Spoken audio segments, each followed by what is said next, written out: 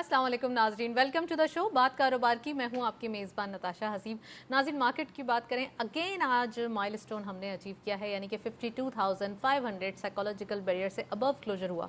After 6 years इतनी ज़्यादा happiness देखी जा रही है मार्केट के अंदर, खासकर वो इन्वेस्टर्स जो वेट कर रहे थे इन मार्केट के नंबर्स का, अब फाइनली उनको ये पोजिशंस देखने में आ रही हैं, तो ये बहुत अच्छा लग रहा है। मार्केट के लिए भी बड़ा खुशाइन है और साथ साथ इकोनॉमिक नंबर्स के हवाले से देखें, जब मार्केट परफॉर्म कर रही होती है, तमाम चीज़ें पैरेलल होती हैं, तो ये बड़ा ही एक पॉजिटिव साइन समझा जाता है। अब साथ साथ अगर हम बात करें रुपी के हवाले से, तो रुपी आज माइनर सा डिप्रिशिएट हुआ है, 282 पे नंबर्स दिखाई दे रहे हैं। इट मींस के डॉलर के अगेंस्ट हमें मजीद जो है वो काम करना पड़ेगा और थोड़ा सा अभी फर्दर एक कंसोलिडेशन भी हम कह सकते हैं कि ये है, और आने वाले दिनों के लिए कुछ तैयारी भी है कि आने वाले दिनों के लिए 250 या 260 पे एनालिटिकल व्यूज़ मौजूद है कि यहाँ पे आके रुपी जो है वो स्टेबल होगा।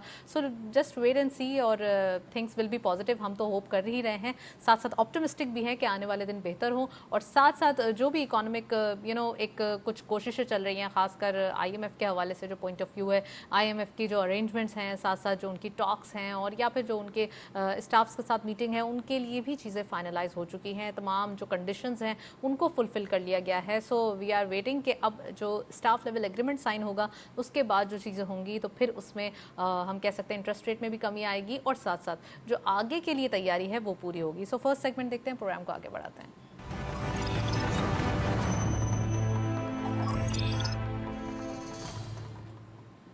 पाकिस्तान स्टॉक एक्सचेंज के हवाले से आज हम बात करेंगे टॉपिक ऑफ द डे में, साथ साथ वो इंपॉर्टेंट नंबर्स, वो साइकोलॉजिकल बैरियर जो अब आने वाले हैं या उनके लिए जो हम कह रहे थे ना कि आफ्टर 6 ईयर्स ये नंबर्स हम देख रहे हैं। तो लास्ट अगर हम 6 ईयर्स की बात करें तो यहाँ पर हमने काफ़ी एक स्ट्रगल या काफ़ी मार्केट ने स्ट्रगल किया है। मार्केट ने 27,000 का लेवल भी देखा है, मार्केट ने 49,000 के बाद दोबारा रिवर्स गेयर लिया है। बहुत सारी चीज़ें थी जो हमने यहाँ विटनेस की हैं, लेकिन अब मार्केट के लिए ये बड़ा एक अच्छा एक शाइन बात है कि 52,000 के लेवल्स हैं। साथ साथ कुछ ऐसा लग रहा है कि अब आज ये सेकंड लास्ट ट्रेडिंग सेशन था, कल के दिन लास्ट ट्रेडिंग सेशन होगा, तो कल के दिन या फिर नेक्स्ट वीक में ये तमाम तैयारी मौजूद है कि मार्केट अपने ही जो हाई हैं उनको ब्रेक करेगी और न्यू हाईज बनाएगी। So we are very optimistic और हम बहुत एक्साइटेड भी हैं कि जैसे ही मार्केट के नंबर्स बने आगे तो एक अच्छा सा सिनेरियो सामने आए। आईएमएफ के टॉक्स के हवाले से बात करेंगे कि वही मैंने जैसे इंट्रो में बताया कि आईएमएफ के टॉक्स फुल स्विंग में जारी हैं, तो क्या आउटकम आएगा। साथ साथ एसबीए के बाद जो हमारे पास इकोनॉमिक मेजर्स लिए गए हैं वो कितना ज़्यादा वर्कआउट करते हुए दिखाई देंगे, जिसमें सबसे बेहतर ये है कि इंटरेस्ट रेट की रिडक्शन वो बिजनेसेस को बूस्ट करेगा बहुत ज़्यादा। उसके लिए भी बिजनेस कम्युनिटी बहुत ज़्यादा कीन है। इकोनॉमिक आउटलुक के हवाले से बात करेंगे, सेक्टर वाइज पोजीशन डिस्कस करेंगे। We have very exclusive panel, Amin Yusuf साहब ने हमें ज्वाइन किया है। आप कैपिटल मार्केट एक्सपर्ट हैं, उनको खुशामदीद कहते हैं। अस्सलाम वालेकुम sir, welcome to the show. और हमें ज्वाइन किया है मियां अहमद अकबर साहब ने, आप बिजनेसमैन भी हैं, निरा फूड्स ऑफ पाकिस्तान के सीईओ हैं, उनको खुशामदीद कहते हैं। अस्सलाम वालेकुम, welcome to the show. So programme का बाकायदा आगाज़ करेंगे। मैं अमीन यूसुफ साहब से पूछना चाहती हूँ, अमीन साहब क्या दिखाई दे रहा है? आप भी खुश हैं जब से मार्केट के नंबर्स देख रहे हैं, तो हम दोनों ही जो है वो एक खुशी का इजहार कर रहे हैं। क्या लग रहा है मार्केट के खासकर न्यू हाइज़ के हवाले से, और दूसरा ये कि वो 6 ईयर्स बैक अगर हम जाएं, वो जो एक्साइटमेंट थी इमर्जिंग मार्केट में हम जा रहे थे और मार्केट का साइज़, मार्केट की पीई, तमाम चीज़ें जो है वो एक बिग नंबर्स शो कर रही थी, अब क्या दिखाई दे रहा है? देखिए, अगर प्रीवियस जाएँ 6 ईयर्स बैक जाएँ और मेरे ख्याल में मई 25 को जो है इंडेक्स 52,869 का हाई बनाया था और 53,000 इंटरडे बना था, लेकिन क्लोज जो हुआ था 52,800 वो हुआ था, ठीक है ना। और उस टाइम पे 12 की पीई पे काम हो रहा था और मार्केट कैपिटलाइजेशन थी ना 100 बिलियन की, $100 बिलियन की थी। और अब हम देख लें आज इंडेक्स जो 52,000 मेरे ख्याल में 666 56 पे बंद हुआ है और 706 पे 52,706 का हाई बनाया है। तो आज अब देखें तो $27 बिलियन की मार्केट कैपिटलाइजेशन है और प्लस पीई देख ले 3 या 4 की पीई पे आपको स्टॉक्स मिल रहे हैं। तो आप ये देखें क्या डिफरेंस है, क्या आपको एक देखिए बहुत फ़र्क है। देखिए अभी आप देखें अगर मार्केट ने रैली की है तो उसमें ज़्यादातर ऑयल स्टॉक्स बढ़े हैं। अभी तो सीमेंट स्टॉक्स हैं वो बढ़ सकते हैं क्योंकि जैसे अब मॉनेटरी पॉलिसी इस दफ़ा तो स्टेबल आई है। अब आने वाले दिनों में लग रहा है कि कुछ इंटरेस्ट रेट कट होगा क्योंकि आपके नंबर्स भी बता रहे हैं, और प्लस है कि टी बिल्स का ऑक्शन जो हुआ था उसमें भी बिड्स काफ़ी आई थी, लेकिन इतना पैसा गवर्नमेंट ने नहीं उठाया। तो लोग तो लगाने, बैंक्स तो लगाने के लिए तैयार थे कि कम पे भी पैसा लग जाए, तो वो इंडिकेट कर रहा है कि आने वाले दिनों में आपका रेट मॉनेटरी पॉलिसी में जो रेट है ना कम होगा। वो कम होगा तो सर, ऑब्वियसली ये उसका 4 इम्पैक्ट मॉनेटरी आएगा। पॉलिसीज हैं जिसके अंदर हम 22% ही विटनेस कर रहे हैं, मतलब अनचेंज। एक बार तो 21 से 22% हुआ, लेकिन उसके बाद सीधे अगर हम देखें स्टैटिस्टिक्स तो तमाम जो है वो 22% ही रहा सिंस 4 मंथ्स। लेकिन उसमें देखिए IMF का भी था ना, क्योंकि अभी IMF का रिव्यू भी चल रहा है, तो सारी कंडीशंस होंगी, इसकी वजह से वो रेट जो है वो भी काफ़ी चीज़ें हैं, उसका थोड़ा इम्पैक्ट तो उस पर इन्फ्लेशन पे आएगा। ऑब्वियसली गैस की प्राइसेस बढ़ी हैं, लेकिन ये अच्छा किया कि एक्सपोर्ट और नॉन एक्सपोर्ट पे लेवल प्लेइंग फील्ड दी गई, और अच्छा किया गया कि मतलब एक ऐसा नहीं कि सिर्फ एक्सपोर्ट वालों को रिलीफ दिया गया और उनको ज़्यादा लगाया, कम लगाया गया, और नॉन एक्सपोर्ट को ज़्यादा लगाया गया है, तो ये अच्छी चीज़ है। लेकिन अब देखना है, देखिए आने वाले दिनों में जो चीज़ें हैं ना बेहतर लग रही हैं, क्योंकि आपकी इकोनॉमी स्टेबल हो रही है, डॉलराइजेशन वाली जो बात थी वो कम हो गई, आपका रुपया पैरिटी जो स्टेबल हो गया, कोई इतनी उसमें फ्लक्चुएशन नहीं है, और लग रहा है कि अगर 700 मिलियन का अगर अप्रूवल आपका इंशाल्लाह हो जाएगा, लग रहा है कि सारी चीज़ें इन लाइन है, तो इससे भी थोड़ा सा प्रेशर पड़ेगा, और फिर एक जो है रुपी पैरिटी में थोड़ा सा डिफरेंस आता है। लेकिन एक अदर साइड एक्सपोर्टर्स के लिए डिफिकल्टी, क्योंकि अगर बहुत ज़्यादा आपका रुपी वीक हो जाएगा तो उनके लिए प्रॉब्लम होगी। तो एक लेवल पे आके रुपी रुक जाए, उसमें देखिए ज़्यादा फ्लक्चुएशन नहीं हो, थोड़ी बहुत फ्लक्चुएशन तो ठीक है। तो हम कहेंगे कि रुपी ने तो काफ़ी अप्रिशिएट किया, ये तो एक कंसोलिडेट कर रहा है कि 282 इज़ जस्ट अ नंबर, क्योंकि हमने तो 350 की भी आवाज़ें सुनी और आगे 400 की भी आवाज़ें सुनी, तो ये बड़ा एक देखिए आवाज़ें तो हर जगह आती हैं, इंडेक्स की भी आती हैं, हर जगह आती है, लेकिन देखिए रियलिस्टिक बात है कि रोज़ाना की मार्केट होती है। अगर कल कोई ऐसी इंसिडेंट हो जाता है, ऑयल की प्राइसेस बढ़ जाती है, कोई वॉर हो जाती है, लाइक सिचुएशन हो जाती है, नहीं सिचुएशन नहीं, मार्केट की अगर आप डायनामिक्स देखें तो मार्केट में कोई बैड न्यूज़ आती है तो ऑब्वियसली मार्केट उसका इफेक्ट लेती है। देखिए फाइनेंशियल मार्केट तो ज़्यादा बात इन चीज़ों के लिए होती है, उनमें रिस्क भी तो है ना। अगर आप इन्वेस्टमेंट्स कर रहे हैं तो आप किसी कंपनी में इन्वेस्टमेंट कर रहे हैं, कोई पॉलिसी गवर्नमेंट की आ जाती है, उस सेक्टर में अगर वो ग्रोथ नहीं रहती है, उस सेक्टर की से रिलेटेड कोई टैक्सेशन की पॉलिसी आ जाती है तो वो कंपनी को इफेक्ट करती है। तो अगर आप देखें स्टॉक मार्केट में जो इन्वेस्टमेंट्स करता है उसको सोच समझ के इन्वेस्टमेंट करनी चाहिए, क्योंकि रिस्की है। पैसे तो बन सकते हैं लेकिन पैसे जा भी सकते हैं, लेकिन वही वाली बात है आप कौन सा सेक्टर में जा रहे हैं। अब जिस सेक्टर में इकोनॉमी में ग्रोथ है तो आप उस सेक्टर में जा रहे हैं कि जिनमें इकोनॉमी में भी ग्रोथ है उस सेक्टर में भी ग्रोथ है, फिर आप कंपनी चूज़ कर रहे होते हैं। आप अगर एनालाइज करें कुछ कंपनीज जो है पावर में, एनर्जी में आपको 20-20, 25-25 रिटर्न दे रही है, फर्टिलाइजर में 20% आपको डिविडेंड यील्ड मिल रहा है, आपको कैपिटल गेन भी मिल रहा है, तो रिटर्न्स तो हैं। लेकिन वही बात है कि इन्वेस्टर जो है वो कौन से स्टॉक्स में जा रहा होता है, के रास्ते स्टॉक मार्केट की तरफ व्यू करते हुए दिखाई दे रहे हैं, ये बात तो करेक्ट है। चले मैं इसको फर्दर डायसेक्ट करूंगी, मैं अकबर साहब से उनका इंट्रोडक्टरी कमेंट ले लूं। अकबर साहब, आपको क्या लगता है इकोनॉमिक नंबर्स, खासकर जो अमीन साहब ने इशारा किया कि एक्सपोर्टर्स जो हैं उनसे पूछना पड़ेगा, या एक्सपोर्ट्स के जो मसाइल हैं वो थोड़ा सा इशू ना क्रिएट करें, जब जो हमने रुपी को देखा थोड़ी सी एप्रिसिएशन उसकी कम हुई है। एक हमने डेज देखे 28 डेज तक स्ट्रेट कंसेक्यूटिव डेज रुपया अप्रिशिएट किया, लेकिन अब थोड़ा सा पॉज आ गया, यहाँ पे 282 के अराउंड ट्रेड कर रहा है। Your take. जी, thank you so much for having me on the show Natasha. बड़ी खुशी हुई जी कि स्टॉक एक्सचेंज जो है वो प्रोग्रेस कर रहा है, and I agree with one comment Amin साहब हैव पास्ड कि जी ये जो डॉलर की फ्लक्चुएशन है that impacts export a lot, even import. तो इसी पाकिस्तान का जो मेजर चैलेंज है वो है your expenditure versus your earning, that means the trade gap between earning and expenditure. So आज की डेट में जो सबसे इम्पोर्टेंट ये है कि जी पाकिस्तान को ये सोचना है कि उनकी अर्निंग कैसे इंक्रीज होगी, and that the only way is to boost your exports, right. तो एक्सपोर्ट में इस वक्त textile is of course it's the biggest sector we have, and after that food sector की अगर हम बात करें, एग्रीकल्चर सेक्टर की, तो I believe rice is the second largest foreign exchange earner, right. तो चैलेंजेस की आपने बात की, तो चैलेंजेस में I would say there are 5 challenges which the rice sector, who is the second largest foreign exchange earner, is facing. Number one is of course the dollar, Pakistani rupee parity. We have seen from 307 the dollar has come down to I think 276 rupees, right? जी। तो इसमें तो कोई शक नहीं है कि अगर dollar stable रहेगा तो पाकिस्तानी एक्सपोर्ट एक प्लान के साथ मूव कर सकती है। But when you see a fluctuation over the period of last 10 days from 276 up to 282, so that gives a negative sentiment to the sector. The dollar की जो fluctuation है exporter के लिए तो ये शायद फ़ायदेमंद होगा temporary basis पे, but you have to understand जो forward covers लोगों ने लिए थे, जो 276 में लिए थे, now they are losing money.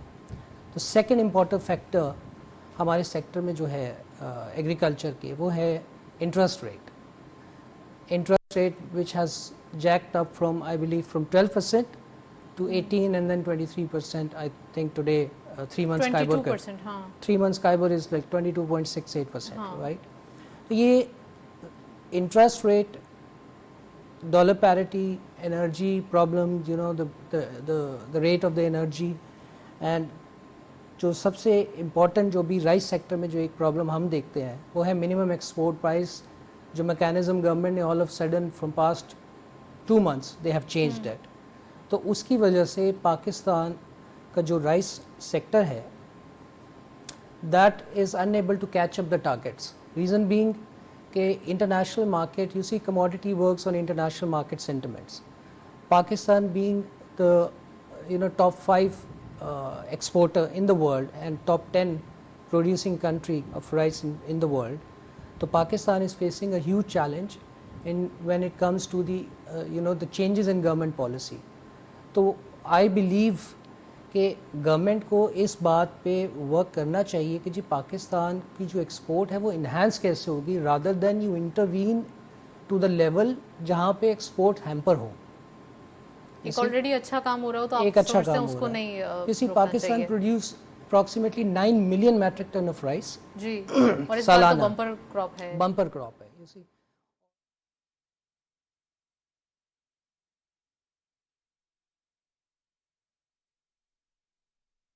Allahu Akbar, Allahu Akbar, Allahu Akbar, Allahu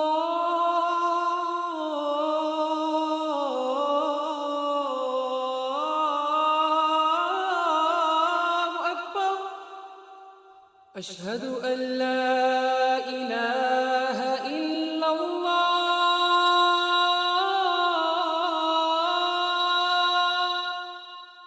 أشهد أن لا إله إلا الله. أشهد أن محمد رسول الله.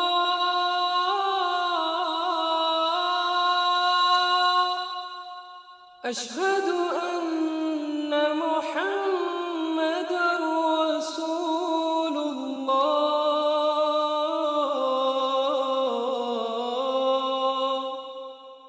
حي على الصلاة.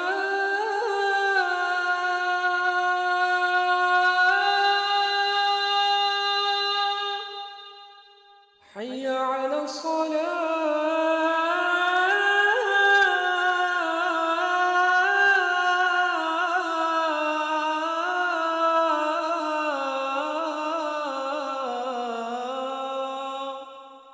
حي على الفلاح.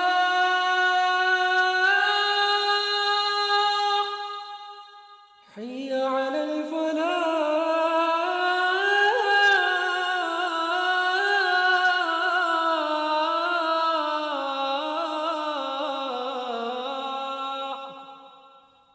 الله أكبر، الله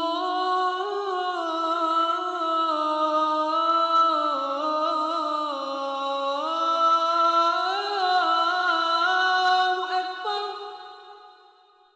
لا إله إلا الله.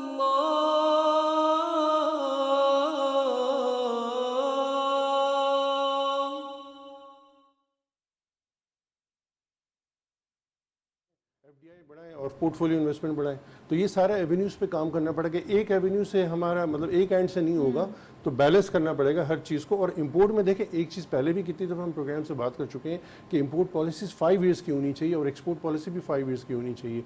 क्योंकि 1 साल की आप पॉलिसी बनाते हैं, फिर क्या होता है, अगर कोई मैन्युफैक्चरिंग यूनिट लग रहा है उसको इंपोर्ट करनी पड़ी, उसकी सारी फिजिबिलिटी आउट हो जाती है. 5 साल के लिए आप बता दें भाई क्या क्या अलाउ करेंगे, क्या क्या नहीं करेंगे और क्या क्या एक्सपोर्ट हो सकती है. तो इससे क्या होगा, कोई भी इंडस्ट्री लगाएगा ना, कम से कम 5 साल तो उसको सुकून होगा भाई ये सारी मेरी इनपुट कॉस्ट वैसे ही भी है. इंडस्ट्री को लगने में, उसकी तमाम चीजें प्रॉपर होने में बिल्कुल. 3-4 साल 5 साल तो लग ही जाते हैं प्रॉपर. तो पेबैक में भी टाइम लगता है, पेबैक टाइम में भी काफ़ी टाइम लगता है. अगर लगाने के बाद भी उसका पेबैक लेट हिम फिनिश. अमीन साहब, एक और चीज़ ये कि जो आपने कहा कि पॉलिसी होनी चाहिए, इसके साथ साथ हमें थोड़ा सा ये भी तो चाहिए कि हमें वैल्यू एडिशन के ऊपर काम करना पड़ेगा। वैल्यू एडिशन के ऊपर बहुत सारे काम होते हैं, लेकिन फिर भी रोना इस बात का ही रहता है कि हम कम्पिटिटिव नहीं है।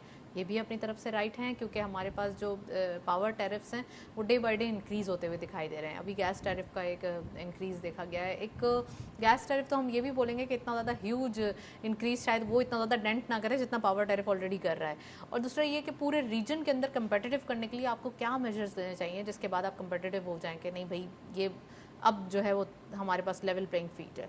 देखिए, मैन्युफैक्चरिंग की सबसे ज़्यादा बड़ी कॉस्ट तो इलेक्ट्रिसिटी है और गैस है।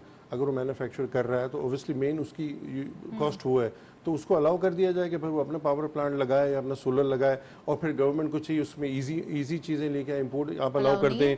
नहीं अलाउ कर दें, लेकिन उसमें जो मैकेनिज्म नहीं बना हुआ ना ऐसा कि भाई आपने कराची इलेक्ट्रिक से ली हुई अगर आपने लगाया हुआ है तो आपके पास अभी भी काफ़ी चीज़ें एम्बिग्विटी है, क्लियरेंस नहीं है। इंडस्ट्री के लिए ख़ास तौर पे आपको फ्री कर देनी चाहिए सारी, ख़ास तौर पे एक्सपोर्ट रिलेटेड जो भी अगर इंडस्ट्री है उसको जो भी अगर पावर से रिलेटेड उसकी डेफिशिएंसी है, उसको अगर अपना पावर प्लांट लगाना है, उसका सोलर में जाना है तो उन पे अलाउ करते हैं। और मशीन्स पे भी आप देख लें कि मशीन्स जो आती हैं उसकी चीज़ें आती हैं उस पर भी उनको मेरे ख्याल में इंसेंटिव देंगे। देखिए इंसेंटिव देंगे, जब तक इनपुट कॉस्ट उनकी कम नहीं होगी तो कंपेटिटिव कैसे होंगे। एक्सपोर्ट अब बढ़ानी है तो आपको इंसेंटिव तो देने पड़ेंगे, लेकिन इसमें ये भी है कि आप चेक इन बैलेंसेस भी रखें, ऐसे नहीं सबको एक साथ नहीं दे दें। देखिए एक्सपोर्ट का टारगेट भी होना चाहिए कि ये मेरा इतनी एक्सपोर्ट अगर हो रही है तो मैं इतनी करके दिखा रहा हूँ नहीं दिखा रहा हूँ, तो ये टारगेट्स के साथ आप इंसेंटिव दें।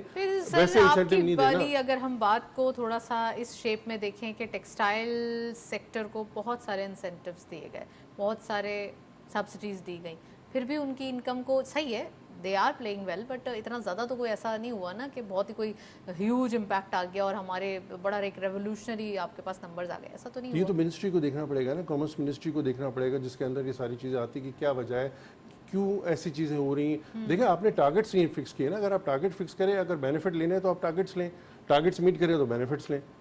देखिए अगर आपने रिजर्व्स लेके आ रहे हैं, रिजर्व्स बढ़ा रहे हैं तो फिर आप मुल्क का फायदा भी कर रहे हैं, जब फायदा कर रहे हैं तो फिर आपको भी कुछ मिलना चाहिए। जो हमारी कॉमर्स टीम है और फाइनेंस टीम है, दे नो एक्चुअली कि उन्हें करना क्या है और अब उनके पास क्या टारगेट्स हैं या इश्यूज क्या हैं। लेकिन बैकलॉग्स है, पुरानी चीज़ें, वो इतनी जल्दी तो सारी चीज़ें नहीं होंगी ना। पॉलिसीज़ में चेंज करना उनके लिए है कि नहीं, क्योंकि ये तो इंटीरियम गवर्नमेंट है, तो सारी चीज़ें डिफिकल्टीज तो उनके पास बहुत सारी है। इंटीरियम गवर्नमेंट ने भी जो इनिशिएटिव्स लिए हैं उससे तो ये लगता है कि तमाम प्रॉब्लम्स जो है वो सेटल डाउन हो जाएंगे, सॉल्व हो जाएंगे। कोशिश तो कर रहे हैं। स्टॉक मार्केट के हवाले से भी बात करेंगे, लेकिन मैं अकबर साहब से पूछती चलूं। अकबर साहब आप कुछ ऐड करना चाह रहे थे? साहब की बात आगे बढ़ाते हुए जो इंडस्ट्री या मैन्युफैक्चरिंग की बात हो रही है, probably he can correct if my numbers are not right, कि टेक्सटाइल की जो इंपोर्ट है that is around for 13 to 15 billion dollars, and then they do a value addition and then they export up to 22%. Pakistan being an agricultural country, you see हमारे पास इतना potential है कि आप अपने जो प्रोडक्ट ग्रो करते हैं, फॉर एग्जांपल राइस है, दुनिया में राइस से 20,000 चीज़ें बनती हैं। I mean we just export raw material. आप कॉर्न की एग्जांपल तो बड़ा वैल्यू एडिशन हो रहा है यहाँ पर पाकिस्तान में भी। चावल में अनफॉर्चुनेटली कुछ भी नहीं है ना, अदर देन ग्रेन। अगर मैं राइस की या कॉर्न की बात करूँ, जैसे कॉर्न से आप एथेनॉल बनाते हो, मुझे तो नहीं पता कि पाकिस्तान में कोई एथेनॉल अभी कोई बना रहा है या नहीं बना रहा है। तो हम कॉर्न जो पाकिस्तान का इज़ द ओनली क्रॉप जो 2 क्रॉप्स होती हैं साल की, राइट। ये भी क्रॉप 9 मिलियन मेट्रिक टन और आप ये रॉ एक्सपोर्ट ये हम फीड पर्पस के लिए एक्सपोर्ट कर देते हैं, ठीक है, या तो हम लोकली फीड में कंज्यूम कर लेते हैं या एक्सपोर्ट कर देते हैं फॉर फीड पर्पसेस। तो हमारे पास तो रिप्लेसमेंट है ही नहीं, वैल्यू एडिशन उस सेक्टर की तरफ तो गवर्नमेंट तवज्जो ही नहीं दे रही कि जहाँ पर या जो चीज़ आपके घर में ग्रो हो रही है आप एटलीस्ट उसको तवज्जो दे दें ताकि वो एक वैल्यू एडिशन में कन्वर्ट हो सके। अब राइस में आपको राइस केक मिलते हैं, राइस कुकीज मिलती है, राइस पाकिस्तान पाउडर भी सेल होता है, राइस स्टार्च होता है, राइस स्टार्च होता है, राइस के प्रोटीन भी आई थिंक कुछ फार्मास्यूटिकल सेक्टर कुछ बना रहा है इसका। वो हैंड पिक्ड कंपनीज हैं जो पाकिस्तान में काम कर रही हैं, ठीक है। हालांकि crop size you are the top 10 producer, top 5 exporter in the world, तो आपकी वो फुटप्रिंट और प्रेजेंस है ही नहीं। अगर मैं आपके जो लोकल ग्रो है, तो आपको जो चीज़ इंपोर्ट नहीं करनी, आप कॉटन इंपोर्ट करते हैं, सॉक्स बना के, शर्ट्स बना के बेच देते हैं, ये चीज़ें आपके मुल्क में और ये आप रॉ एक्सपोर्ट किए जा रहे हो। सेसमी की मैं आपको एग्जांपल दूं, सेसमी सीड पिछले 3 सालों में जो कि तकरीबन 90,000 टन से आज अल्हम्दुलिल्लाह 3-4 सालों के अंदर Pakistan is around 3-3.5 lakh ton की production, right, and that only due to the export demand कि वो इंक्रीज हुआ है। हाँ। अब आपको पता है इसमें जो ऑयल बनता है वो $4000 पर टन बिकता है, कुकिंग ऑयल जिसमें Nobody sesame is oil. doing value addition here. ठीक कोई है। नहीं कर रहा है यहाँ हाँ, पर। वो नहीं है, मतलब मैं ये कहता हूँ हमारे कि आप पास तो देखिए बड़े ना, ऑप्शंस हैं, हम क्या इंपोर्ट पाम ऑयल कर रहे हैं, और हमारे पास हम ये नहीं देख रहे कि हमारी तवज्जो यहाँ पर जानी चाहिए कि हम सेसमी ऑयल या फिर हम देखिए, मस्टर्ड मुझे- ऑयल पे ज़्यादा ध्यान दें, या फिर आपने जिक्र किया कॉर्न, तो कॉर्न ऑयल की तरफ ज़्यादा ध्यान दें। देखिए कॉर्न ऑयल एक रफान एक कंपनी है हमारी जो मल्टीनेशनल हम नाम नहीं कंपनी लेंगे कमर्शियल कंपनीज का जी। तो उन्होंने वो कॉर्न का ऑयल करते हैं, और इसके अलावा तो आई बिलीव Import होता है। और इम्पोर्ट ही हो रहा है, या ज़्यादातर तो पाम ऑयल इम्पोर्ट होता है। कैनोला भी आता है। पंजाब गवर्नमेंट ने आई बिलीव बैक इन 2010 जब राइट इनकी गवर्नमेंट थी तो इन्होंने इनिशिएटिव लिया था सोयाबीन ग्रो करने का, जी। बट वो फिर पॉलिटिकल अनस्टेबिलिटी की नज़र हो गया तो वो प्रोजेक्ट्स ख़त्म हो गए। पाकिस्तान में of course being an agriculture country you can do wonders, that's what I believe. The focus has to be you know giving heavy subsidies for the import based industry only and not giving any attention to the agriculture sector. Probably you see it's a dilemma for the country कि हम we are unable to achieve those export targets. आप beet sugar, beet wheat, you are always number 10, number 15 top world beach producer. में भी आप value addition कर सकते हैं। जी, वो भी नहीं है हमारे पास। राइट हमें ज्वाइन किया है मैं डॉक्टर अमजद वहीद साहब ने, आप सीईओ हैं एनबीपी फंड्स के, उनको खुशामदीद कहते हैं। अस्सलाम वालेकुम sir, welcome to the show. Sir सबसे पहले ये बताइए कि stock market is doing good. अब हम देख रहे हैं कि फाइनली वो नंबर्स, वो स्पेसिफिक वैल्यूज़ सामने आ रही हैं जो काफ़ी अरसे से मिसिंग थी, और अब हम 6 इयर्स के बाद ये नंबर्स मार्केट के अंदर देख रहे हैं, वैल्यूएशन ऐसे देख रहे हैं, साथ साथ इन्वेस्टर्स पार्टिसिपेशन भी देख रहे हैं। कैसे आप ये तमाम चीज़ों को डिस्क्राइब करेंगे? जी बेसिकली थोड़ी जो इकोनॉमिक और पॉलिटिकल सिचुएशन हमारी अनसर्टेन रही और द लास्ट 5 इयर्स, इसकी वजह से स्टॉक मार्केट ने अच्छा परफॉर्म नहीं किया। अब रिसेंटली हमारा we have gone back into an IMF programme, और थोड़ा सा अभी जो हमारा टैक्स रेवेन्यू की सिचुएशन है वो अच्छा टैक्स रेवेन्यू इकट्ठा हुआ है फर्स्ट क्वार्टर में, और फिर इसके अलावा अभी लग रहा है कि जो इन्फ्लेशन है वो थोड़ी पीक कर गई और यहाँ से इन्फ्लेशन कम होगी थोड़ी। तो जब इन्फ्लेशन कम होती है तो फिर इंटरेस्ट रेट भी साथ स्टेट बैंक कम कर देता है, और इंटरेस्ट रेट जब कम होते हैं तो उससे कंपनीज की प्रॉफिटेबिलिटी बेहतर हो जाती है, तो स्टॉक मार्केट जनरली ऊपर को जाती है। तो आई थिंक ये जो सिनेरियो है इसकी वजह से we are seeing upside in the stock market. फिर फॉरेन इन्वेस्टर्स जिन्होंने बेचना था माल पिछले 5 साल काफी बेच के, और अभी इतनी होल्डिंग नहीं है फॉरेन शेयर होल्डर्स की, तो अब जब लोकल बाइंग आती है तो उससे फिर स्टॉक मार्केट ऊपर जाती है। Foreigners are buying in the market, आप समझते हैं अब फॉरेनर्स के लिए वो लेवल प्लेइंग फील्ड है, या फिर वो ऑप्शंस मौजूद हैं जो काफ़ी अरसे से वो भी मिस कर रहे थे और अब उनको ये कॉन्फिडेंस, ये ट्रस्ट लेवल्स मिल रहे हैं? नहीं जी, मैंने ये नहीं कहा, मैंने कहा कि फॉरेनर्स पहले बेच रहे थे माल पिछले 5 साल। बिल्कुल 5 साल बेच रहे थे, लेकिन 6 साल बाद वो वापस भी तो आए ना। नहीं, वापस नहीं आए, कोई सिग्निफिकेंट फॉरेन बाइंग नहीं आई है। अच्छा, लोकल बाइंग आई है जिसकी वजह से स्टॉक मार्केट बढ़ी है, कोई तो सर सिग्निफिकेंट एक्सपेक्टेशन फॉरेन क्या बाइंग है? नहीं है। एक्सपेक्टेशन क्या है? एक्सपेक्टेशन यही है कि अगर हम आईएमएफ प्रोग्राम में रहेंगे और अगर हम अपना जो फिस्कल साइड है उसको डिसिप्लिन मैनेज करेंगे, गवर्नमेंट के खर्चे कंट्रोल में करेंगे, प्राइवेटाइजेशन करेंगे, और टैक्स बेस को ब्रॉडन करेंगे, तो चीजें बेहतरी की तरफ चलेंगी और उससे स्टॉक मार्केट भी बढ़ेगी और इन्फ्लेशन भी कम होगी। इन्फ्लेशन कम होगी तो ऑटोमेटिकली इंटरेस्ट रेट भी डिडक्ट हो जाएगा। अब जी, आपको बिल्कुल। इंडिकेटर्स और क्या दिखाई दे रहे हैं जो मार्केट को फर्दर ट्रिगर डाउन कर सकते हैं? देखिए मार्केट की वैल्यूएशंस बड़ी अट्रैक्टिव हैं। You know price earning ratio market का सिर्फ 4 का है, which is the cheapest in the world, और इसके अलावा कॉर्पोरेट अर्निंग्स भी अच्छी है over the last 2-3 years. Despite of the difficult economic environment, corporates ने अच्छी प्रॉफिटेबिलिटी ग्रोथ दिखाई है, तो वैल्यूएशंस भी अच्छी हैं, कॉर्पोरेट प्रॉफिटेबिलिटी भी अच्छी है, और अब जो डोमेस्टिक कंपनीज हैं वो बाइंग भी कर रही है, तो सो सेंटिमेंट्स आर गुड। अगर हम गवर्नमेंट अपना डिसिप्लिन मेंटेन करे तो स्टॉक मार्केट अच्छा परफॉर्म करेगी इंशाल्लाह गोइंग फॉरवर्ड। राइट। और म्यूचुअल फंड्स कैसे दिखाई दे रहे हैं अभी, यहाँ पर कैसा काम हो रहा है सर पाकिस्तान के अंदर अगर देखा जाए तो? जी, म्यूचुअल फंड में, स्टॉक फंड में तो काफी पैसा निकल गया था पिछले 5 साल में, अब थोड़ा थोड़ा सा वापस आना शुरू हुआ है। और जो मनी मार्केट इनकम फंड्स हैं, जो सेफ फंड्स हैं जी, जो 21% के करीब रिटर्न दे रहे हैं, वहाँ पे ज्यादा पैसा उस तरफ आया पिछले 5 साल में। बट अब उम्मीद है कि जब थोड़ा सा स्टॉक मार्केट चली है तो स्टॉक फंड में भी पैसा वापस आएगा अब इंशाल्लाह। राइट। चलें जी, well thank you so much. Amjad Waheed हमारे साथ मौजूद थे, काफ़ी डिटेल एनालिसिस। आज के दिन हमने मार्केट के नंबर्स बड़े अच्छे जनरेट होते हुए देखे हैं, वॉल्यूम्स अच्छे देखे हैं, साथ साथ वैल्यूएशन के वाइज काम बड़ा अच्छा हो रहा है। So we are very optimistic कि आने वाले दिन मज़ीद बेहतर हों और यही नंबर्स, यही जो एक हैप्पीनेस है मार्केट के अंदर वो चलती रहे। अमीन साहब भी मौजूद हैं, अकबर साहब भी मौजूद हैं, मज़ीद बात करते हैं। अमीन साहब, मार्केट के हवाले से बात करेंगे। मार्केट में फॉरनर्स का जिक्र किया, अमजद साहब ने कहा कि अभी वो एक टाइम नहीं दिख रहा। क्यों सेंटिमेंट्स मिस हम कर रहे हैं? और अब तो बड़ी अट्रैक्टिव वैल्यूएशन है बहुत ही। अब हम ये भी देख रहे हैं कि मार्केट की डिमांड्स या फिर मार्केट का जो एक ट्रस्ट लेवल है वो कॉन्फिडेंस वापस आ गया है। कैसे वापस लाएं फॉरनर्स को? देखिए, जो करेंसी में इतनी नीचे आ गई थी, आपका रुपये इतना डेप्रिशिएट कर गया था, ओबियसली वो भी एक कंसर्न होता है फॉरनर्स के लिए। वो अपना पैसा लेके आते हैं तो कहते हैं कि हम अपना डॉलर वापस लेके जा सकेंगे, क्योंकि अगर 10 या 15% की अगर डिवैल्यूएशन हो जाती है तो उनको कोई रिटर्न तो नहीं मिलेगा। प्लस एक इलेक्शन की डेट आ गई है, अनाउंस हुई है कि हो जाएगी, तो इससे सेंटिमेंट थोड़ा बेहतर होगा और फंड्स देखें आएंगे, ऐसे नहीं है, रिटर्न्स तो हैं।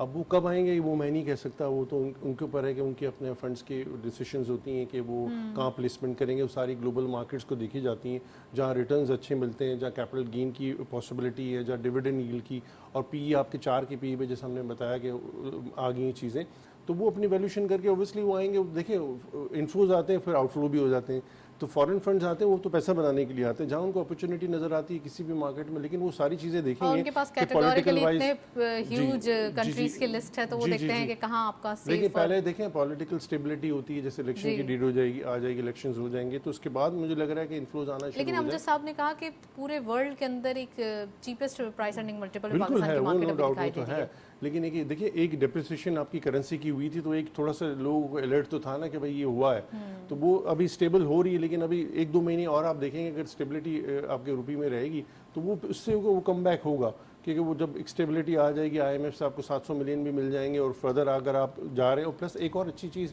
जो फाइनेंस मिनिस्टर ने बड़ी बात की है कि जो स्टॉक मार्केट में लोग आके कंपनी में पैसा रेज करें और यहाँ से पैसा रेज करें, क्योंकि वो आसान तरीका है। और मैं तो इवन नहीं कहूँगा कि लिस्टेड और नॉन लिस्टेड में अगर आपने टैक्सेशन में बेनिफिट दे दें, जो लिस्टेड कंपनीज है उनका टैक्सेशन कम होना चाहिए और नॉन लिस्टेड का ज़्यादा होना चाहिए। और एक थ्रेशोल्ड, जी, और एक थ्रेशोल्ड ये कि थ्रेशोल्ड आप बना दें कि अगर एक कंपनी का ये साइज हो जाता है तो उसके लिए मैंडेटरी हो कि स्टॉक मार्केट में वो लिस्ट कराए, अदरवाइज वो क्यों लिस्ट करवाएगा। बहुत सारी कंपनीज है इस तरीके से, तो हमारे पास बहुत सारी लिस्टेड कंपनीज की क्यों आ जाएगी। अभी इंटरेस्ट रेट है 22% पे, अगर बैंक से जाकर बोरो करके एक्सपेंशन करेंगे आप स्टॉक मार्केट से पैसा आसानी से आपको चीप मिल जाएगा। वो तो बिल्कुल अच्छी बात है उनकी कि यहाँ से पैसा आप रेस करें, इससे कैपिटल मार्केट में भी डेप्थ आएगी। देखिए, नए IPOs आते हैं तो क्या होता है, लोग IPOs पे जाते हैं, नया ब्लड मार्केट में आता है। जब IPOs आते हैं तो लोग IPOs पे जाते हैं क्योंकि वो कंसिडर करते हैं ज़्यादा सेफ है। ट्रेडिंग पे लोग नहीं जाते, उनको लग रहा है कि अच्छी कंपनी वो लिस्ट होने जा रही है तो उसके हम शेयर्स सब्सक्राइब कर लें, तो इससे क्या होता है, नई इन्वेस्टमेंट्स भी आती है, नया ब्लड भी आता है। तो आई थिंक ये अच्छी बात है, अगर ये इस पे काम हो रहा है, उन्होंने कहा है कि चीज़ें हो रही हैं, ये हो जाए तो मेरे ख्याल में बड़ी ज़बरदस्त चीज़ हो जाएगी, मार्केट में जो लिस्टेड कंपनीज की तादाद भी बढ़ जाएगी। अच्छा, म्यूचुअल के हवाले से पूछूंगी, म्यूचुअल फंड्स का इन्होंने जिक्र किया कि अच्छा काम हो रहा है, पहले तो बड़ा अमाउंट जो है वो निकल रहा था, लेकिन अब ये है कि वापस एक जनरेट हो रहा है। अब आपको क्या लग रहा है, कौन सा इन्वेस्टर है जो ज़्यादा पार्टिसिपेट कर रहा है? पहले तो लोग रियल इस्टेट में चले जाते थे, ज़्यादा एक सेफ सिक्योर सोचते थे कि यहाँ पे मनी पार्क कर दिया जाए। देखिए, यहाँ पे देखिए, अगर आप पूरा मिक्स देखें कि कंपनीज भी इन्वेस्टमेंट करती हैं, इंश्योरेंस कंपनी का भी पैसा लगा हुआ है, म्यूचुअल फंड का भी लगा हुआ है, इंडिविजुअल ब्रोकर्स का भी लगा हुआ है, क्लाइंट्स का भी लगा हुआ है, क्योंकि नेशनल क्लीन से जो सेटलमेंट की शीट आ रही है उसमें सारी चीज़ें हमें पता चल जाती हैं कि क्या क्या इन्वेस्टमेंट कौन कौन सी जगह से आ रही है। तो ये अच्छी बात है। लेकिन उन्होंने कहा अभी भी जैसे 21% में अगर मनी मार्केट में आपको मिल रहा है, जब ये देखिए रेट कम होगा ना तब फ्लो ज़्यादा होगा। अभी तो ऑब्वियसली आपको रिटर्न्स मिल रहे हैं, जब इंटरेस्ट रेट अगर आपका कट हो जाता है तो फिर आप देखेंगे बहुत ज़्यादा आपके क्वांटम इन्वेस्टमेंट जो है ना यहाँ डाइवर्ट होगा। अभी तो आपको 21% मिल रहा है, तो 21% तो बैठे बैठे मिल रहा है, उस पर कुछ भी नहीं करना वो पड़ रहा यही है फिक्स्ड डिपॉजिट की तरफ जी लोग चले बिल्कुल, जाते वहाँ हैं। से आएगा फंड, लेकिन वही वाली बात है जब ट्रिगर करेंगे, जब रेट आपका कम होगा। हमेशा देखिए हायर रेट पे कभी तो कितना इन्वेस्टमेंट कम बाहर होना नहीं होती। चाहिए, कब लोग लोगों को भी लगेगा कि ये इंटरेस्ट रेट देखिए बहुत कम हो गया, अब वो तो फिक्स्ड स्टेट डिपॉजिट बैंक में फायदा डिसाइड नहीं है। करेगा, हम नहीं डिसाइड कर सकते इन्फ्लेशन के नंबर्स के साथ कि उनको लग रहा है कि कितना कट देना चाहिए उसूलन। वो तो ऑब्वियसली, लेकिन कितना कट अगर देखिए होगा जो अगर 2-2.5% का, देखिए करेगा। 2-2.5% का अगर ग्रेजुअली एक बड़ा कट आता है, बड़ा कट का समझ लेना, 2-2.5% का अगर बड़ा कट आता है तो उससे बहुत बहुत मैटर करेगा, क्योंकि ऑब्वियसली लोग आने वाले दिनों में लोगों को लगेगा कि और नीचे आएगा तो वो अपने पैसा यहाँ से निकाल के यहाँ लाएंगे जहाँ रिटर्न ज़्यादा मिलेंगे। देखिए इन्वेस्टर तो अपने रिटर्न्स पे जा रहा होता है, उसको फिक्स में लगाना है, जहाँ उसको मैक्सिमाइज अपने रिटर्न्स करने हैं, फंड्स को भी मैक्सिमाइज रिटर्न करने होते हैं, इंडिविजुअल्स को भी करने होते हैं, तो वो रिटर्न्स देख रहा होता है कि मुझे रिटर्न्स कहाँ मिलने हैं, कहाँ मैं अपनी प्लेसमेंट करूँ। राइट मैं अकबर साहब से पूछना चाहूँगी। अकबर साहब, अब हम फूड सेक्टर के ऊपर बात करेंगे। Food sector not only rice, और भी बहुत सारी चीज़ें हमारे पास जो वैल्यू एडिशन की तरफ होते हैं, ख़ासकर हमारी जो अपनी लोकल डिमांड है उसको ही अगर हम थोड़ा सा टारगेट करके उनकी डिमांड को फुलफ़िल कर दिया जाए तो बहुत सारे हमारी जो इम्पोर्ट बेस्ड मसाइल हैं वो हल हो सकते हैं। और ख़ासकर जैसे अब एग्रो बेस्ड कंट्री थे हम, अब एक कहा ये जाता है कि we are agro based country, but अभी हम इम्पोर्टर बन गए थे। 90% ऑफ पल्सेस हम इम्पोर्ट कर रहे थे, और ख़ासकर वीट के हवाले से भी लास्ट 2 years बैक काफ़ी चीज़ें हुई हैं। लेकिन अब हम बात कर रहे हैं अभी की, प्रेजेंटली क्या दिखाई दे रहा है सर? जी, as I said it's very unfortunate being an agriculture country. आपको वीट भी इंपोर्ट करना पड़ रहा है, आपको एडिबल ऑयल भी इंपोर्ट करना पड़ रहा है, and we are unable to grow and feed our population. ये सारा you see political unrest country के अंदर, unstable policies which people usually make while sitting in drawing rooms rather than taking stakeholder on board जैसे associations हैं। तो ये पाकिस्तान का problem मेरा ख्याल है कि ज़्यादातर यही रहा है कि आप लोग जो है ना बस आइसोलेशन में, in your silos you make policies. Pakistan after I believe आपका जो केरोसिन ऑयल है, the edible oil is the largest import bill I believe, right? You see, till now we are unable to address that issue कि यार हम इसको कैसे grow कर सकते हैं। आपका सनफ्लावर किसी ज़माने में होता था, अभी भी होता है सर, होता है, but you see the production is dropping. या आपका वो कोई सीड डेवलपमेंट नहीं है, कोई इंसेंटिव नहीं, आप मिनिमम प्राइस वीट की निकाल देते हैं तो वो सारा फार्मर या तो कॉटन के पीछे चला जाता है, या शुगर कैन के चला जाता है, या फिर वीट के पीछे आ जाता है। तो we have really never addressed कि यार आपका जो इम्पोर्ट और एक्सपोर्ट गैप है उसके लिए आपको at least you have to look your import side also. तो उसको आप कैसे, आपका फार्मर जो है आप उसको इंसेंटिव उस प्रोडक्ट में दो जिससे आपको डबल साइड बेनिफिट। अगर फार्मर्स के इश्यूज के बारे में बात की जाए तो लास्ट ईयर तो फ्लड के बाद तो काफ़ी एक अनरेस्ट देखा गया था, you are very right, but अब एक फार्मर्स आर वेरी हैप्पी, उनके जो क्रॉप्स हैं वो बहुत बम्पर हैं इस बार। चाहे हम कॉटन की बात करें, चाहे हम राइस की बात करें, वीट की बात करें, तमाम क्रॉप्स अभी अच्छे आ रहे हैं। That thanks to the again dollar Pak rupees parity, कि वो आपको वैल्यूएशन उनको वो मिलती है, बट इन रियल टर्म्स अगर आप देखें तो बेचारे आज भी मेरा ख्याल है कि उनका कोई लिविंग स्टैंडर्ड इंक्रीज नहीं हुआ है, but they might have been earning good in terms. अगर चलो पहले 10,000 कमाता था तो आज मुझे 20 है, लेकिन उसको अगर आप ट्रांसलेट करें तो उसका living standard I think it's not. आप ओवरऑल प्राइसेस देख लीजिए अपनी फूड कमोडिटीज़ की, अपने इलेक्ट्रिसिटी की, योर लिविंग कॉस्ट। चलिए, we are not here to discuss the living standards. Add करना चाहूँगा, देखिए इन्होंने सही कहा कि ट्रेड बॉडीज़ होती है, जैसे मैं खुद ट्रेड बॉडी के चेयरमैन रह चुका हूँ, और ट्रेड बॉडीज़ को कॉन्फिडेंस में नहीं लिया जाता। जो भी अगर रिलेटेड ट्रेड बॉडीज़ हैं, अगर एग्रीकल्चर से रिलेटेड फार्मर्स की अगर कम्युनिटी बनी हुई है, कोई ट्रेड बॉडी बनी हुई है, तो उनके साथ मिलकर भी आप काम कर सकते हैं ना। मतलब आपने अगर पॉलिसीज़ बनानी है तो जो स्टेक होल्डर है, जो चला रहा है, उसको हम नहीं बुलाते और हम अपनी पॉलिसीज़ हम बना लेते हैं, ठीक है। और प्लस एक और चीज़ है, देखें आप जैसे अगर वीट है, शुगर है, आपको पता ही नहीं होगा आपको आपकी कंजम्पशन कितनी है, आपके पास डिमांड कितनी है, आपकी कितने ग्रो कर रहे हैं और आपकी कितनी डिमांड है, तो इस पर भी काम करने की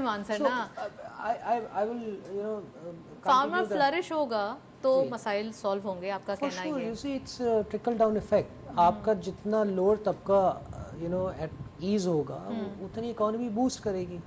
प्रॉब्लम ये है कि यहाँ पे कौन क्या कर रहा है किसी को नहीं पता। आपका जो क्रॉप डेटा है हमारे पास, अनफॉर्चुनेटली डेटा भी एक्यूरेट नहीं है। नहीं सर, SIFC के बाद यही कोशिश की जा रही है कि अब एग्रीकल्चर पॉइंट ऑफ व्यू से और तमाम जो सेक्टर्स खासकर इसमें रखे गए हैं, जिसमें लाइव स्टॉक भी है, माइनिंग मिनरल्स है, जो सेक्टर्स जिनको काफ़ी नीड थी, अब उस हिसाब से पाकिस्तान के लिए SIFC एक ब्लेसिंग बन के आई है।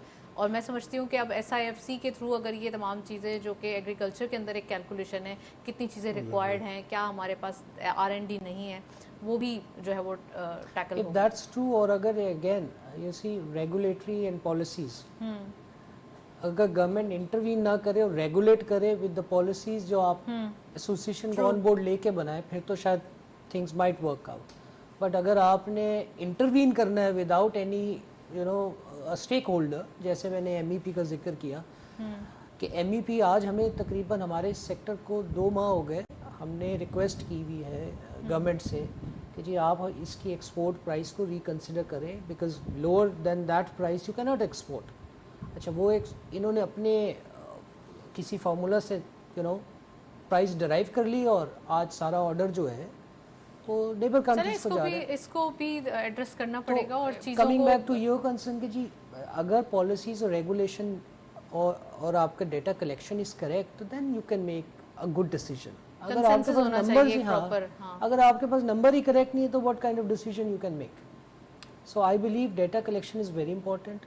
आपके पास क्रॉप साइज कितना आपका बना, ग्रो हुआ, कितना आपकी लोकल कंजम्पशन है, कितना आप एक्सपोर्ट करोगे और कितना कैरी फॉरवर्ड करोगे। अगर ये नंबर आपके पास एक्यूरेट नहीं है ना, you can't make a right decision. और मेरी इन माय ओपिनियन कि ये नंबर्स अभी तक पाकिस्तान के पास करेक्ट नंबर्स ही नहीं है।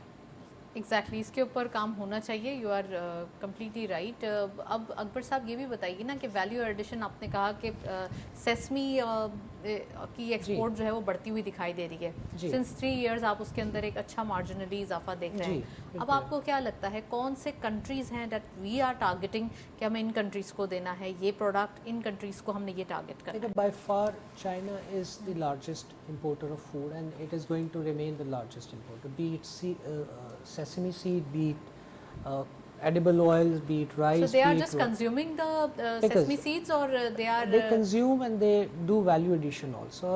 और वो मतलब अगर आप किसी भी स्टोर पे चले जाएं, सेसमी ऑयल आपको इम्पोर्टेड ही मिलेगा अगर कहीं से मिल गया आपको तो पाकिस्तान के अंदर, राइट। तो मैं ये कह रहा हूँ कि जी इतनी बड़ी मार्केट है आपकी, हलाल मार्केट, इतना बड़ा सेक्टर है आपका। अभी तक मीट लार्ज एनिमल के अलावा Pakistan you know poultry sector has changed tremendously over the period of years. जी। तो हम लोग अभी तक अपना ना फिशरीज की एक्सपोर्ट पे कोई 500 मिलियन से ज़्यादा आई थिंक फिशरीज की एक्सपोर्ट नहीं है पाकिस्तान की। ब्लू इकोनॉमी नहीं जनरेट कर सके हम ज़्यादा। आपका जहाँ आप वैल्यू एडिशन कर सकते हैं वहाँ पे आपका फोकस नहीं है with regards to the policy. नहीं, तो उसके लिए हमें एक मार्केट भी चाहिए ना, हमें पता होना चाहिए ये डिमांड है, एक्चुअली हम इससे ये करेंगे तो हमें फौरी तौर पे फ़ायदा मिल जाएगा। ये नहीं हो ना कि आपकी मनी डंप हो जाए और फिर आपको बाद में एहसास हो कि देखिए मैंने बताया ना कि जैसे कन्फेक्शनरी है, आप नीदरलैंड की एग्जांपल ले लें। Netherland being the very small country, I think it is top 10 food exporter in the world overall processed value added food में, ठीक है। आप अपना रॉ मटेरियल उनको भेजते हैं, वो वैल्यू एडेड करते हैं, वो यू नो बाद में एक्सपोर्ट हो जाता है। Same is the case with China. Market की जो आपने बात की है, हमारा free trade agreements for example China, Malaysia, Turkey के साथ हुआ है, लेकिन उसमें भी अनफॉर्चुनेटली इतना गैप है कि वो उनकी फेवर में ज़्यादा होता है और हमारी फेवर में कम होता है, इसी। तो उसमें I think we need to work out, revisit होने चाहिए जी, वो रिविजिट होने चाहिए। वैल्यू एडिशन ऑफ कोर्स, आप जब तक वैल्यू एडिशन पे लोकल, ये हर कंट्री करता है, हर कंट्री अपनी इंडस्ट्री को प्रोटेक्ट करता है, इसमें कोई बुरी बात नहीं है। राइट। मैं अमीन साहब से पूछना चाहूँगी, अमीन साहब आप क्या इसमें ऐड ऑन करना चाह रहे थे? एक तो वो भी बताइए, दूसरा ये कि वैल्यू एडिशन के ऊपर काम होता है, बहुत सारे लोग कर भी रहे हैं, बहुत सारे लोग ऐसा काम कर रहे हैं जो अभी तक पाकिस्तान में नहीं हुआ था। एक्सट्रैक्ट्स वाला इन्होंने जो स्टार्ट में जिक्र किया था कि एक्सट्रैक्ट्स पता नहीं कोई निकाह है भी या नहीं है, बहुत सारे काम हो रहे हैं। आपको क्या लगता है कि अभी कम हो रहे हैं, इसके ऊपर और तवज्जो देनी चाहिए, या गवर्नमेंट इसको थोड़ा सा पॉलिसीज़ के हवाले से फ्लेक्सिबल करे तो फिर आगे काम अच्छा देखिए उसकी पॉलिसीज़ भी बनाना चाहिए और उस पर थोड़ा सा फोकस भी होना चाहिए। उन्होंने कहा कि फोकस नहीं है, और प्लस देखिए उसका एक एंड रिजल्ट है कॉर्पोरेट फार्मिंग। जब तक कॉर्पोरेट फार्मिंग आप नहीं करेंगे, देखिए फार्मर अगर कुछ चीज़ें लगाता है वो उसको उसी टाइम पे उसको ख़त्म करनी पड़ती है, उसके पास रखने की जगह नहीं होती, स्टोरेज नहीं होती, तो वो मजबूर होता है। तो कॉर्पोरेट फार्मिंग जब तक इस मुल्क में नहीं लाएंगे ना, अब वो लाएंगे तो उससे क्या होगा, मिडलमैन जो आपको जो प्रॉफिट ले जाता है और कंज्यूमर को इतनी महंगी चीज़ें मिलती है वो कट जाएगा। कॉर्पोरेट फार्मिंग होगी, वो अपने स्टोर्स पे बेचेंगे ये कमोडिटीज़ को ला के। वो क्या होता है, अब वो आता है, फार्मर लेता है, वो आड़ती लेता है, वो अपने पैसे प्रॉफिट ऐड करता है और कंज्यूमर को महंगा माल मिल रहा होता है। अब तो टैक्स भी नहीं देता, वो टैक्सेशन में भी नहीं है। एग्रीकल्चर सेक्टर को नहीं टैक्सेशन नहीं, सिस्टम में मैं मिडलमैन की बात बता रहा हूँ, मिडलमैन नहीं दे रहा है ना टैक्स, obviously. लेकिन मेजर चंक तो प्रॉफिट का वो खा जाता है। तो अमीन साहब, क्या आईटी के इस्तेमाल से हम इस मिडलमैन के डिजिटल जब तक इकोनॉमी नहीं होगी ना, आपको डिजिटल सारी चीज़ें करनी पड़ेंगी आहिस्ता आहिस्ता। I would like to add, ये सी आज तक आपके जो हमारी गंदम हम स्टोर करते हैं, मतलब कितने बिलियन के चूहे खा जाते हैं, कोई कुदर चला जाता है, you know we listen that kind of stories कि हमारे पास वीट स्टोरेज, जिसको कॉर्पोरेट फार्मिंग कह रहे हैं या स्टोरेज कह रहे हैं इन साइलोस, हमारे पास तो उसका मैकेनिज्म नहीं है।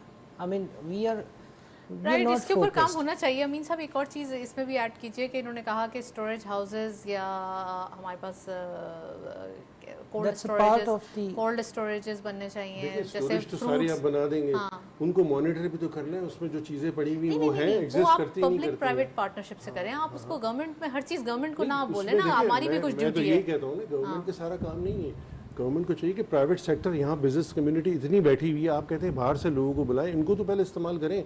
हमारे इतने बड़े बड़े ग्रुप्स हैं स्टॉक एक्सचेंज में, आप देख लें कितने बड़े ग्रुप्स लिस्टेड हैं, आप उनको इन्वॉल्व करें। SECP रेगुलेटर है मार्केट की, स्टॉक मार्केट कैसी रेगुलेटेड है? बिल्कुल सही है, देखिए बिल्कुल सही है। तो क्या हम सबसे ज्यादा रिफॉर्म्स यहाँ पे रेगुलेटेड बॉडीज को नहीं बना सकते कि मैं यही तो कह रहा हूँ, रेगुलेटेड बॉडीज बनेंगी, उनमें प्राइवेट सेक्टर बिजनेसमैन बैठेगा, खाली गवर्नमेंट नहीं बैठेगी। जैसे हमारे बोर्ड में SSCP के, हमारे स्टॉक एक्सचेंज के बोर्ड में SSCP का बंदा बैठा हुआ होता है, थर्ड पार्टी बंदा बैठा हुआ होता है डिफरेंट सेक्टर से, वो आके देख रहा होता है कि काम सही होने चाहिए। हर सेक्टर की जितनी भी बॉडीज आप बनाते हैं ना गवर्नमेंट की, हर एक में प्राइवेट सेक्टर को आप डालें, क्योंकि देखिए प्राइवेट सेक्टर होगा तो अकाउंटेबिलिटी होगी। अगर आप कह रहे हैं कि 100% गवर्नमेंट के बंदे बैठे हुए होंगे तो अकाउंटेबिलिटी कैसे होगी? हर सेक्टर में हम यही चाह रहे हैं कि रेगुलेटेड बॉडी हो और वो ऐसा रेगुलेटर हो जो कि सही से रेगुलेट करे, ट्रांसपेरेंसी हो। ट्रांसपेरेंसी जब होगी, प्राइवेट सेक्टर भी उसमें इन्वॉल्व होगा। 40% आप उसमें प्राइवेट सेक्टर को बिठाएं, लेकिन 49% बिठा दें सर। मैं तो कह रहा हूं चलिए 40% से शुरू करें, 49 बाद में करिएगा। गवर्नमेंट से आई बिलीव, देखिए पाकिस्तानी बिजनेस में अल्हम्दुलिल्लाह इतनी स्ट्रेंथ है, गवर्नमेंट से दो चीज़ें चाहिए उनको। एक तो बिला वजह की इंटरवेंशन नहीं चाहिए, बीच में आप इंटरव्यू करें FBR वगैरह, यानी कि जो भी ऐसे। दूसरा सिक्योरिटी, दूसरा आपकी जो सिक्योरिटी है, मतलब एक बंदा जाके अरबों रुपए का कोई प्रोजेक्ट किसी जगह लगाना चाहे और उसको बाद में पता चले कि वो बंदे के साथ पता नहीं क्या हो गया या उसकी इन्वेस्टमेंट के साथ क्या हो गया, यू नो, जब तक गवर्नमेंट इन चीज़ों को इंश्योर नहीं करेगी, इन्वेस्टमेंट मतलब बाहर का तो बंदा। देखिए इसकी मिसाल है, इसकी मिसाल आप देख लें, इसकी मिसाल है SIFC है, प्लस आप देखें स्मगलिंग रुक गई है, आपकी करेंसी स्टेबल हो गई, क्यों? तो इंटरवेंशन होगी ना गवर्नमेंट की, इंटीरियम गवर्नमेंट ने काम किया ना, तो उसको डिलीवर किया तो उसका रिजल्ट आया। आई would say that is more of the regulatory part कि जी इन्होंने अपनी बॉर्डर सिक्योरिटी को कंट्रोल किया है, ठीक है, they have done nothing other than this के यार इन्होंने अपना इश्यूज को थोड़ा सा सेटल डाउन किया है, ठीक है। तो जो सिक्योरिटी का मैं बात कर रहा था कि अगर आप क्रॉस बॉर्डर स्मगलिंग को रोकते हैं तो दैट्स अ पार्ट सिक्योरिटी का। तो अगर आपने वो कंट्रोल किया, बहुत सारी चीज़ें ऑटोमेटिकली बेहतरी की तरफ जा सकती है। अमीन साहब, एक और चीज़ ये कि आपने कहा जो भी है, जो गवर्नमेंट से डिमांड है वो फ्लेक्सिबल इन्वायरमेंट देते हैं, वो थोड़ा सा एक लोगों को कंड्यूसिव इन्वायरमेंट देते हैं ताकि आराम से वो बिजनेसेस कर सके। SIFC के अंदर आपको 1 विंडो ऑपरेशन मिलता है, आप जब बिजनेस स्टार्ट करने जाते हैं आपको अप्रूवल्स के लिए धक्के नहीं खाने पड़ते, आपको महीनों ख्वार नहीं होना पड़ेगा। आपको एक एपेक्स बॉडी है, एक पावरफुल बॉडी है जिसके अंदर तमाम जो अथॉरिटीज़ मौजूद हैं, आपको तमाम चीज़ों की अप्रूवल फौरन मिलेगी। इसके बारे में प्लीज़ बताइए। बहुत ज़बरदस्त इनिशिएटिव है और मैं कहूँगा इसमें आर्मी चीफ को क्रेडिट जाता है, पूरी टीम को क्रेडिट जाता है। देखिए वही वाली बात है, अगर बिजनेसमैन आएगा और उसको फौरन अप्रूवल मिल जाएगी, जो फ्रस्ट्रेशन होती है ना बंदे की कि भाई मैं आऊँगा और मैं 10 जगह जाऊँगा, तो वो वैसे ही भाग जाता है। अगर आपने 1 विंडो ऑपरेशन दिया है तो देखिए इससे आपके पास इन्फ्लोज भी आएंगे, पोर्टफोलियो इन्वेस्टमेंट तो आती है स्टॉक एक्सचेंज में, आपके पास FDI आएगी। देखिए FDI जो आती है ना वो रहती है यहाँ पे, पोर्टफोलियो तो चले जाती है, तो FDI आएगी तो आपके डिफरेंट सेक्टर्स में आएगी। देखिए एग्रीकल्चर में आएगी, माइनिंग में आएगी, देखिए ना कितनी चीज़ें हैं अगर हम चाहें तो। लेकिन वही वाली बात है, there is a will there is a way. There is a will, there is a way. Definitely ये होगा ज़रूर. Thank you so much. अमीन यूसुफ साहब हमारे साथ मौजूद थे. अकबर साहब आपका भी बहुत बहुत शुक्रिया आज तशरीफ लाए. आज के दिन हमने डिटेल डिस्कशन की फूड सेक्टर के हवाले से, खासकर वैल्यू एडिशन के हवाले से. जो वसाइल हमारे पास मौजूद हैं उन्हीं को सिर्फ यूटिलाइज़ कर लिया जाए, उन्हीं से कुछ फ़ायदा ले लिया जाए. बहुत सारे बेनिफिट्स हम उससे ले सकते हैं. बट थोड़ा सा एक ज़रूरत है इस बात की कि जल्दी से काम हो जाए. SIFC के थ्रू एक उम्मीद है, एक खुशाइन ये चीज़ बनी है कि ये एपेक्स बॉडी के थ्रू तमाम अप्रूवल्स भी लाइन अप हो रही हैं और हमारे पास ये अथॉरिटी मौजूद है कि अब जल्दी से जो है हमारे NOCs वगैरह आ जाते हैं. तो ये एक बिजनेसेस के लिए बहुत अच्छी चीज़ है. That's it. इसी नोट पर प्रोग्राम को वाइंड अप करेंगे. इजाज़त दीजिए. अल्लाह हाफ़िज़. Thank you.